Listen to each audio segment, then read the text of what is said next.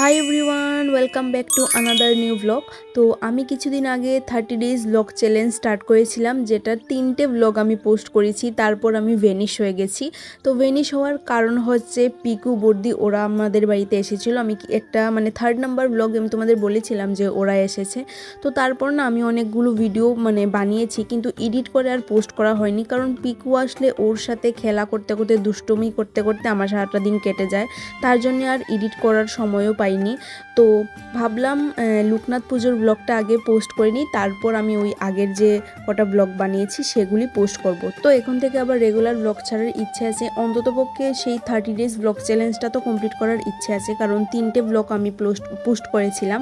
এটা হবে আমার 30 ডেজ ব্লগ চ্যালেঞ্জের 4 নাম্বার ব্লগ। তো লোকনাথ মন্দিরটা না খুব সুন্দর করে সাজিয়েছিল। দেন আমরা পিকুদের বাড়িতে চলে গেছিলাম। আর এখানে পিকু এইগুলিকে কি জানি বলে বাবলস দিয়ে খেলা করছিল। তো আমি বললাম আমাকেও একটু দাও, আমিও একটু খেলি। তো আমিও ওর থেকে বাবলসের এটা নিয়ে আমি বাবলস ফুলানোর বলে না কি বলে একটা ট্রাই করছিলাম আর কি।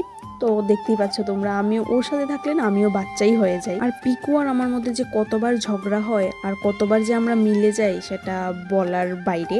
তো এখানে দেখো আমি একটু ভিডিও বানাচ্ছিলাম আর ও এসে আমাকে আবার জ্বালাচ্ছে। ও একটা বন্দুক দিয়ে আমাকে গুলি করছে। তো দেখো কিভাবে ও আমাকে গুলি করে, আমি কিন্তু বারবার না করছিলাম, তারপরও করছে, গুলি করে আবার পালিয়েও গেছে। তোমরা দেখতে পাবে, এই দেখো এক্ষুনি পালাবে, এই দেখো পালিয়ে গেছে। তো ভিডিওটা এ পর্যন্তই, দেখা হবে পরে সুন্দর একটা ভিডিওতে। টাটা।